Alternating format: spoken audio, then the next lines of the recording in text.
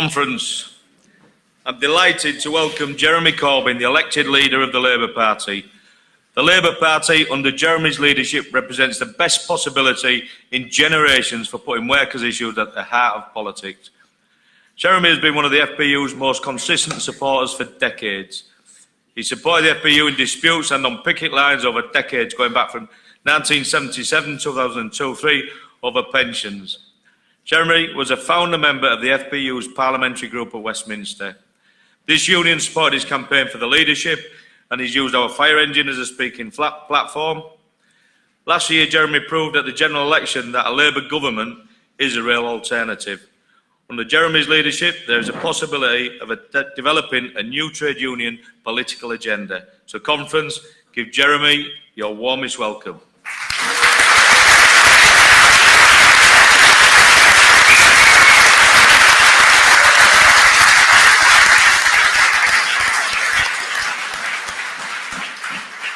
Conference, thank you very much for that very warm welcome, and thank you for all the friendship and support that you've given me personally over a long time.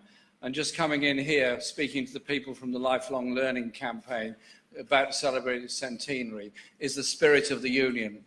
Education, activism, and also taking that education, that activism into the wider Labour movement. And speaking on the top of the fire tender at so many rallies all around the country, amazing experience, and thank you very much for that. It's not a fast vehicle, is it? No. You're getting a new one. Okay, when's that coming? So thank you very much for hosting me here today in Brighton. It's great to be here. And I want to pay tribute to all of you, because the FBU has consistently been one of the most active and bold trade unions in our movement, putting the case for internationalism and solidarity and a future that works for everybody. And on the subject of internationalism, I'd just like to, a moment, if you don't mind, to remember Ken Cameron. He sadly passed away a couple of years ago. I knew Ken very well. I got on very well with him, and I want to say thank you, Ken, for all you did for the Labour movement here and across the globe, and educating everyone that we do rely on each other. What a great General Secretary, what a great man Ken was.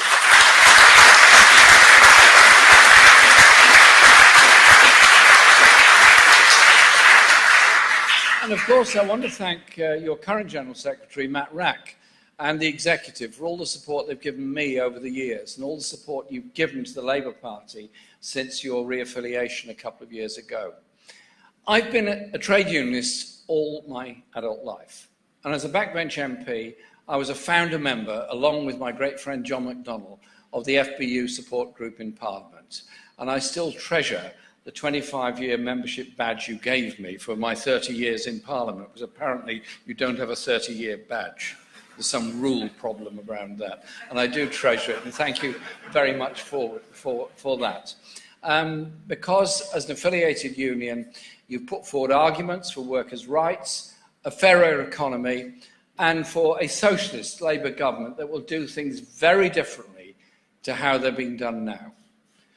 Our party is no longer just a political party based in Parliament, but a growing mass movement of people across the UK.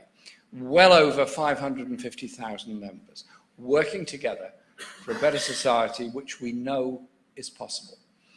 We have fantastic new initiatives in the party, such as our community organising unit, bringing people together to organise in their local communities around the issues that matter to them. Wages, of course, housing, vital for everybody, safer streets, youth facilities, all kinds of issues, a campaigning organisation that's always out there.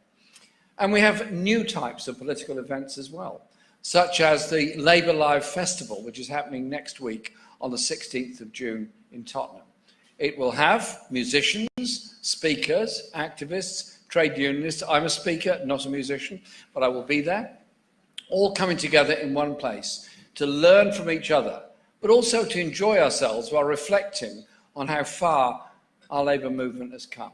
Anybody can buy tickets at www.labour.live, and I would encourage everyone to do so and not miss out, because it's bringing people together, organising activists and trade unionists that will really bring about change in our society. It's doing things together that inspire each other, and it becomes a much greater sum than the total of the individual parts of each of us. And conference, when we look at the hardships that far too many people have to go through today, we realise that change is desperately needed.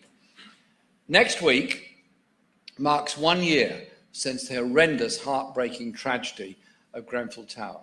Last night I was at the mosque just near the tower.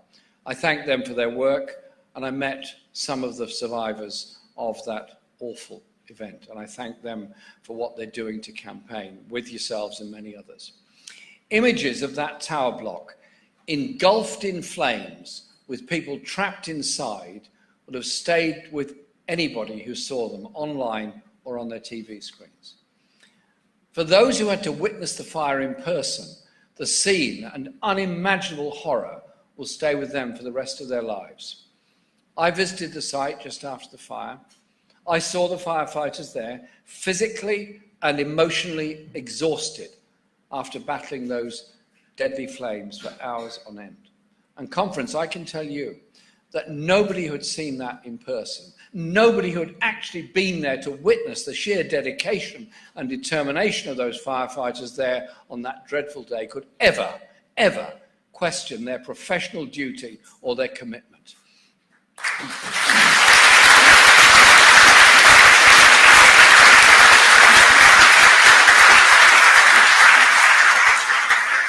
The way in which Matt Rack described the commitment at last year's Durham Miners' Gala was extremely moving.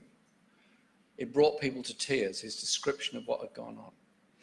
Those men and women who went into that building to save lives are heroes, as are all firefighters who regularly go above and beyond in order to save lives. That's not to say that lessons can't be learned from events at Grenfell, as lessons can always be learned. But it's impossible to see how any improvements could ever be made without a consistent and genuine commitment to fire safety, fire prevention, and a fully staffed fire service to be there when we need it. When I talked to some of the firefighters who'd been working in Grenfell, I asked some of them, why do you do it? Why do you put yourself in such great danger to save the lives of people you've never even met? The answer came back immediately. We do it because it's our job. It was an answer that completely encapsulated what it means to be part of the fire and rescue service, doing so much to try and ensure the safety and well-being of others. The time after Grenfell should have been a moment to reflect on the value of public service and the value of emergency services. And yet, what do we have instead? Tory MP after Tory MP lining up to go on television to praise the bravery of the emergency staff at Grenfell and other incidents, only for them to tramp through the government voting lobbies in the House of Commons as Conservative MPs, without a single exception, voted to keep your pay down. If that doesn't highlight the gap between this government's rhetoric and its actions, then I don't know what does. But this is just one part of the government's failure to do what is right in the wake of the Grenfell disaster. People are still angry, and rightly so, about the government's failure to act. Where is the necessary overhaul of fire safety regulations that is so clearly needed? Where is the extra funding for the fire and rescue service? Where is the action on dangerous cladding on other buildings? And after Lacknell House, the 2013 coroner's report recommended sprinklers be installed in tower blocks, and the government has failed to act. And even now, in the wake of 72 dead at Grenfell, they still ignore the advice of the Fire Brigades Union, the National Council of Fire Chiefs, and the Royal Institute of British Architects. The House of Parliament are about to be renovated. The current plans include sprinklers being fitted. If it's good enough for MPs, it's good enough for the people that we represent.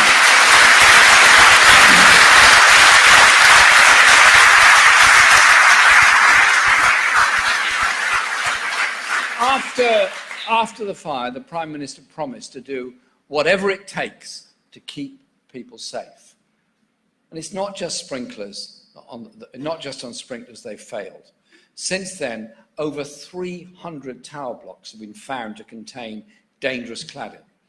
Out of these 300, just 7 have been confirmed as having had the cladding removed or replaced. The government still doesn't know how many tower blocks are unsafe and has failed to give any funding to any of the 41 local authorities that have asked the government for help with replacing potentially dangerous cladding. Even now, the 400 million the government has belatedly allocated for councils will be taken from the affordable housing budget, meaning fewer homes will be built at a time when fewer affordable homes are being built than for a quarter of a century. The fact that the government's Hackett review into building allows for combustible materials still to be used on the sides of high-rise tower blocks shows they're just not serious about giving people the confidence to know their homes are safe to live in. Immediately after the fire, Labour made a very clear demand on the government. Grenfell residents must be rehoused quickly in the community they love. Shamefully, that hasn't happened. 136 out of 210 households who lost their homes are still being denied permanent accommodation. Indeed, I met some of them yesterday. The fact that well over half of the Grenfell families have been failed by the government, which pledged to rehouse everyone within a year, should be front-page news. Promises broken to Grenfell survivors are a national scandal, which shows a heartless contempt for working-class people and communities. There can be no more insulting excuses for inaction.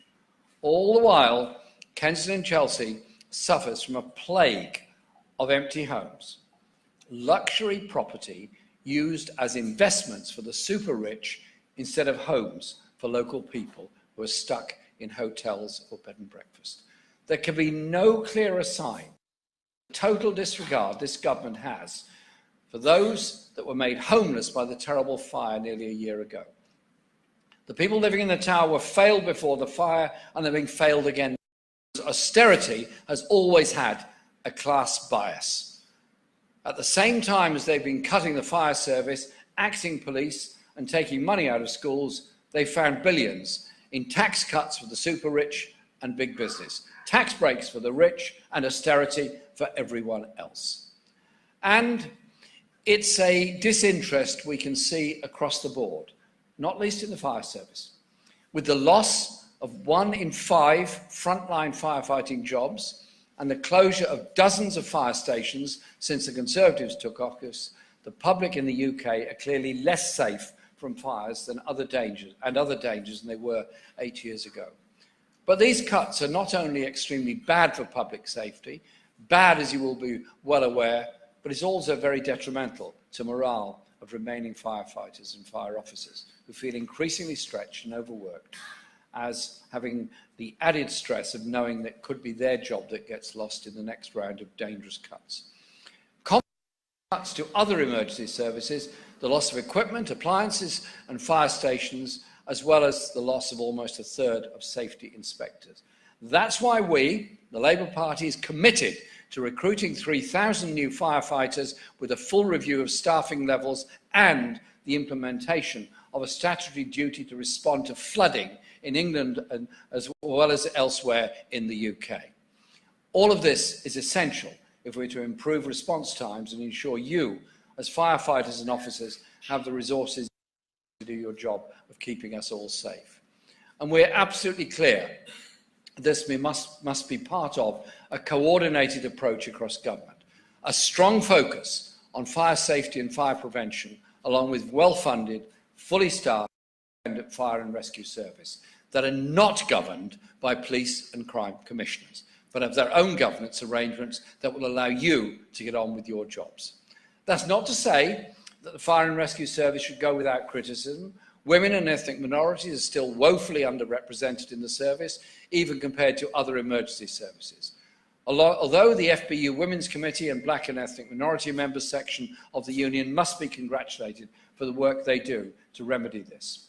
Indeed, the Fire Brigades Union is undoubtedly one of the leading trade unions in this country in terms of record of defending and protecting its members' working conditions, pay and terms of employment. There is, for example, obviously a huge strength of feeling amongst FBU members in the West Midlands, who last week voted overwhelmingly for strike action regarding new contracts. It's absolutely right, therefore, for both the union and the Fire Authority to find a resolution to that dispute as quickly as possible that the Fire Service are happy with. And I make that call today to bring about a resolution to that dispute. Because putting power in the hands of as many people as possible is central to the Labour Party's socialism and central to our programme of government. We do not know when this shambles of a Tory government will eventually fall, but we do not know when the next election will be. We know the problems facing our society at the moment, and we know what must be done about it. We know young people are denied opportunities for the future as their government fails to invest in their education and indeed drives them into debt merely for going to college or university, charging people thousands just for getting an education. We know that families are being denied affordable housing as prices spiral out of control. We need a huge programme of building council housing to deal with the housing crisis across this country. We know that working people are being denied security at work, nearly 1 million on 0-hours contracts, and denied adequate pay that would enable them to lead a fuller life. We know that people suffering illness are denied the outstanding healthcare the NHS staff so badly want to provide if only the government gave them the resources to do it. And we also know that older people and their families are denied peace of mind as the crisis in social care continues to go unresolved. But what we also know is that something can be done about it and that there really is an alternative. A Labour government elected on a platform to transform our society, redistribute wealth and power throughout society, is now not just a pipe dream, but a genuine possibility. If we work together, united as a Labour movement, it's now more possible than ever to build a future that really does work for the many, not the few. That's what trade unions were founded to achieve. That's what the Labour Party was founded to achieve.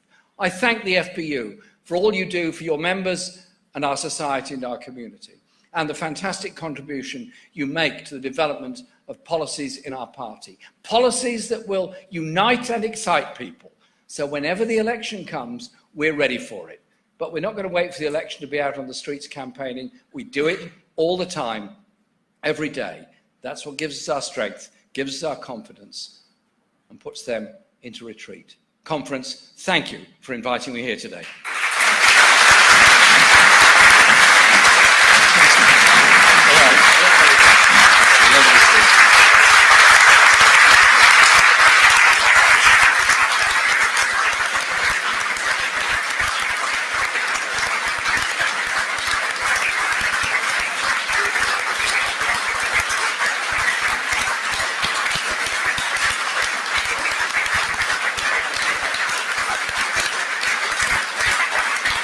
Take a little of our cell phones in there. Got on our cell phone. I just noticed. I noticed the president's instruction not to have your phones and iPads out. All got ignored there. Well, Jeremy, it's fantastic to have you here again. And many people have heard us say some of these things before, but it is worth repeating. We affiliated to the Labour Party in 1927. It's our centenary year, as you know, and we've had a few ups and downs with the Labour Party during that time. And one thing that, Jeremy, some time ago sent me one of these pictures of him on a picket line in 1977. So there's not many Labour MPs who've got such a record of consistent support for the Fire Brigades Union as a comrade on my right here does. As you know, have had some disagreement, shall we say, with Labour governments over the years, and we did indeed disaffiliate in 2004. Consistently throughout that period, despite whatever disagreements we had with then Labour ministers and so on, we had consistent support from this man here and from John McDonnell and from other Labour MPs. And so when the campaign to elect Jeremy Corbyn as the leader of the Labour Party took off, it was a no-brainer for us. It was an obvious decision that we should get behind that campaign. We then moved to affiliate again to the Labour Party and to play a full role in Labour Party structures. And I'll say this about that. We have never seen, and I don't think any trade unions have seen, and other trade unions have been affiliated all through this, I've never seen the level of engagement with trade unions from other Labour Party leaders as we have seen from Jeremy Corbyn during his time as Labour Party leader. That's in face-to-face engagement with trade union general secretaries through Chulo, but also the dialogue about what sort of programme Labour will stand on. It will stand on in a coming election. It's been an amazing experience to see, and we need to work as a union to ensure that we feed into that process the demands that you want to build a better fire service and to build a better society. It was also, therefore, a no-brainer for us that when Jeremy has experienced certain difficulties, that we stood side by side with Jeremy and our fire engine came out as part of that campaign as well. And we're very proud that we supported Jeremy and would stand by him and stood by him throughout that period. It is slightly surreal when we go to our parliamentary group that occasionally the leader of Her Majesty's opposition just happens to pop in to see our parliamentary group alongside the Shadow Chancellor and other people. It does seem as though it would have been impossible a few years ago. So, Jeremy, I think the response of conference you've seen, you are extremely welcome. You're always welcome here. And whatever we can do to ensure that those policies in favour of trade unions, in favour of ordinary people, in favour of working class people are adopted and then implemented by a future Labour government, we will do whatever we can to support you in that process. He gets loads of gifts off us over the years, so there's a little pen for you this time. So,